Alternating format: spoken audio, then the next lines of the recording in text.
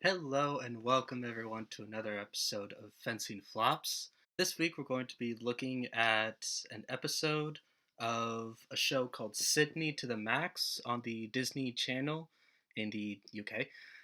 And the title of this is called The Fencing Queen. So let's just jump right in. I'm never going to make the team now, not after my dad ticked off the coach. Don't worry, he's not going to take it out on you. Hi, Coach! Uh-huh. We're going to have one more tryout. Between Hannah Watson and Sydney Reynolds. First one to 5 points wins the match. All right, girls? Take your place. Ready, fence! Point, Watson. Come on, Sid. Okay, so first thing I want to point out, they do actually a good job of trying to represent fencing very well. Typically, a lot of fencing that you see in media is épée fencing. The reason for that is épée is very easy to follow and rather easy to portray. That doesn't necessarily mean that it's really easy to do. It's just very easy to get the basics. So the fact that they're even trying to do saber, honestly, hats off to them. So the very first thing that I see is they're too close. Their strip is not really regulation, which, like I said before, that's fine for practices and exercises where you don't necessarily need all that space, but they're fencing. They should be practicing with a better strip that is closer to regulation. I can't really see how wide the strip is or how long, but it looks to be too small, and they are definitely too close together. And that's really the starting distance between two fencers, especially in saber, is very important. That's the one thing that you really have to get right. If you're not using the whole strip in an exercise, that's fine. But if you're starting too close together, especially when you're having a practice bout, then that's something that will really throw you off. Even if you're still just getting used to fencing, it'll be a bad habit to form. The second thing is the lack of halt. Not calling halt is something that's very often overlooked, and it happens fairly regularly in a lot of fencing scenes that I've seen, but it's actually very important. Fencers are trained to not stop until they hear the ref call halt. It doesn't necessarily matter if you think you hit your opponent or you hear the machine go off. You are listening for the ref to call halt, because you could be wrong. You thought you hit them and you're mistaken. You thought you heard the machine go off, but maybe it was someone else's. It could be any number of things. The only thing that you should be stopping for is the ref calling halt. I've seen this happen so many times, and it's happened to me too.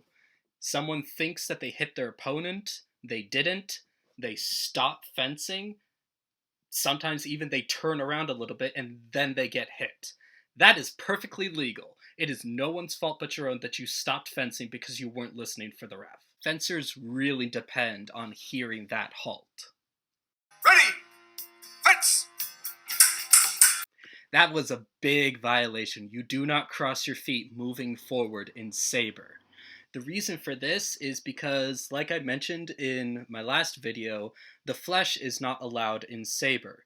So the way that the FIE really cracked down on making sure that only the flesh was not allowed was by saying that you can't cross your feet moving forward in saber. You could do it moving backwards, but you can't do it moving forwards. The reason they chose that is because it's the most distinguished the flesh from any other attack. So that's why they focused on it. They only wanted the flesh gone and no other attack. So you are not allowed to cross your feet moving forward in saber. That is an instant halt. And if you keep doing it, it starts resulting in penalties against you. Yes! Coach, I just scored a point. Why didn't you call it? Because it wasn't a point. You never established point of line. But... Penalty! Reynolds! What? Why? Arguing with a call. So that brings up a couple points. What he said about not scoring because you didn't have point in line. Very technically speaking, he's correct. She didn't have point in line. But the only reason he's correct is because he used the wrong term. What he should have said was she didn't have right-of-way. Which is funny, because technically, from the looks of it, she did have right-of-way. Now, I'm not going to bring up their form or anything like that unless it's really bad, because they're kids, they're actors, they've probably only received a couple lessons, just enough to make it look like they know what they're doing. So their form isn't that great, but from what I saw, it looked like she did have right-of-way. Now, I've stayed away from the topic of right-of-way up until now, but this is a good time to address it. Right-of-way is something that is used in both foil and saber. Basically speaking, it is the concept of who earned the right to attack. This can be done typically one of two ways. The first and the most popular in saber fencing is by attacking first. The second is by defending yourself after an opponent has attacked first, and then coming back with your own attack. The reason why right-of-way is used in modern fencing is because it is meant to emulate how fencers would have fenced each other in a real-life situation. If two experienced fencers are fencing each other, and one of them clearly attacks first, it is in their opponent's best interest to not attack into it, but rather to defend themselves first. The reason for this is because you want to win, but you don't want to die trying to get the victory. So you make sure that you are in a position to earn the attack without putting yourself in danger. If your opponent attacks first, they are on the offensive. You must now go on the defensive if you want to win and not die. The concept of right-of-way follows this. Whoever establishes their attack first has gained right-of-way. Their opponent must now take right-of-way by making the attack fail in some way. This is usually done either by pulling back at the right moment and making their attack fall short, or by using a defensive action with your blade, which is known as a parry. Then the right-of-way has been lost by their opponent because their attack failed. Now, the other fencer can attack, thus gaining right-of-way. It is possible to hit your opponent and not score because you didn't have right-of-way.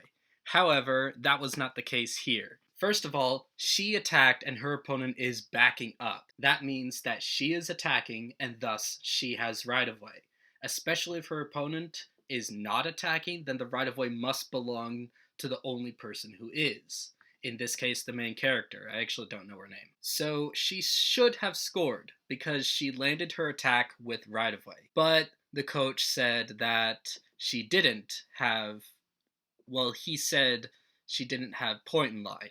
That's another thing entirely. Point in line is basically the only time that it is possible to score while using a defensive stance. It's basically sticking your blade out and saying to the opponent, if you come any closer without doing anything, I'm just going to let you run into my blade. Point in line is not commonly used because it must be established before the opponent begins their attack.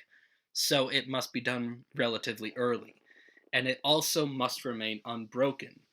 A beat on the blade by the opponent is enough to break line. Having a crooked arm is enough to break line. Moving the blade too far is also breaking the line. So it's very difficult to establish and very easy to lose, which is why it's not commonly seen. But it is a move that can be used. However, this is what that looks like. And that's definitely not what happened here. So technically he's right, she didn't have point in line, but that didn't even happen in this case. He should have said you didn't have right-of-way, but then again he shouldn't have even said that because she did have right-of-way. So this little segment is just full of errors. But I think they brought this up to establish that it's not just as simple as whacking your opponent. There are actual rules to it, and you have to actually know what you're doing in order to score. It is possible to get a few lucky hits if you don't really understand right-of-way, but it's never enough to really take you very far. And that's why I think they brought it up. So, again, I like their attempt, but their execution wasn't done very well. And then the card that he did. The red card is a type of penalty in fencing. If someone commits a red card offense, then their opponent gains a point. In this case, that was not justified. It kind of depends on the situation, but fencers are allowed to do something for an appeal, where they think that the call the ref made is incorrect. Each fencer has 2 appeals per bout. In the case that the appeal by the fencer is incorrect and the original call of the ref is upheld, then the fencer who performed the appeal gets a yellow card. A yellow card is considered just a warning, but multiple yellow cards will lead to red cards. If the appeal is correct and the call is changed, then the fencer keeps that appeal, so they still have 2 to go. This wasn't actually either of them. She didn't really disagree with the ref, she asked for clarification. She could have been a little bit nicer about it, but it's totally allowed. So they kind of jumped the gun on that one. That's 2 zip. Ready. Fence. Point. Reynolds. Back to you, Coach. Point. Watson. So that back and forth is actually a better example of what right-of-way looks like. Every time one of them is extending, that is considered an attack, and they have right-of-way. Every time their blade lands on their opponent's blade and their bell, which is this area right here, that is a parry, and the right-of-way has been lost. So that little back and forth, that's a good example, actually, of an exchange of right-of-way. The right-of-way is constantly jumping between the 2 fencers, and basically what they're trying to do is land one of those attacks after defending themselves. However, the length of that is not realistic. Fencers very rarely go back and forth like that often, and they especially don't do that in Saber. It is possible, it's not against the rules, but one thing you have to understand about Saber is because of its unique setup, because you can score with the entire length of the blade, and because there's a fair amount of target area, it is very easy to make the machine go off. It's not necessarily easy to score, but it's easy to hit your opponent, which is why this number of parries and riposts, which I believe was like 7 or 8, is not very realistic. Score is tied. 4 apiece. Next point win. Ready. Fence.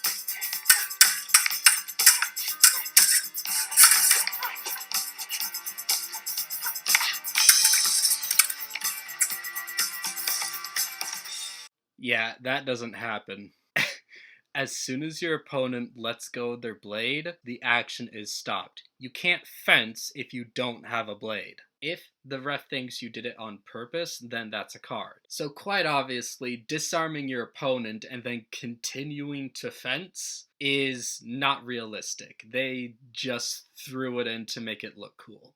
However, what's funny is the way that she scored her point for this is actually much closer to the point in line that they mentioned earlier. It's a little bit out of position, her wrist is too far above her shoulder, but it's certainly much closer than it was earlier.